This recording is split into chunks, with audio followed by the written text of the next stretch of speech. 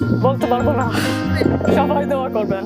Sweden থেকে এক মেয়ে এসে বদলে দিয়েছে বাংলাদেশের নারী ফুটবলের ভবিষ্যৎ। মাত্র 20 বছর বয়সে ইউরোপের ফুটবল ছেড়ে এখন বাংলাদেশের জার্সিতে মাঠে নামতে প্রস্তুত আনিকা রানিয়া সিদ্দিকী। আর প্রথমবার ডাক পেয়েই জায়গা করে নিয়েছেন এশিয়ান কাপের স্কোয়াডে।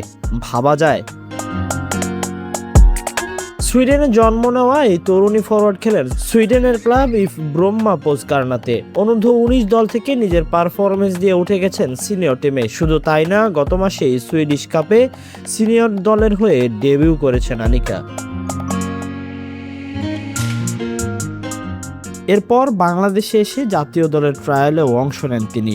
আর সেখানে কোচদের নজর কাড়েন নিজের গতি, বল কন্ট্রোল আর আক্রমণাত্মক খেলায়।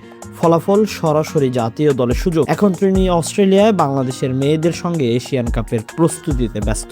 এটা শুধু একজন খেলোয়াড় দলে আসার খবর না, এটা একটা বার্তা। বাংলাদেশ মহিলা ফুটবল এখন বদলাচ্ছে।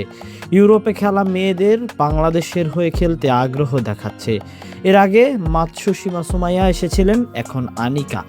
এরপর এক প্রবাসী প্রতিভা যোগ হচ্ছে দলে। কিন্তু এখানে যেন একটা বড় প্রশ্ন রয়েই যায়, একজন খেলোয়াড় এলেই কি পুরো দল বদলে যাবে, নাকি আমাদের লিগ, ট্রেনিং আর অবকাঠামোতেও বড় পরিবর্তন দরকার? শেষ পর্যন্ত আনিকা মাঠে কতটা প্রভাব ফেলতে পারেন সেটাই এখন দেখার অপেক্ষা। ভক্ত হিসেবে আনিকা রানিয়া সিদ্দিকীর এই আগমন কি সত্যি বাংলাদেশের নারী ফুটবলের জন্য গেম চেঞ্জার হতে পারে? সেটাই যেন উত্তর দেবে সময়।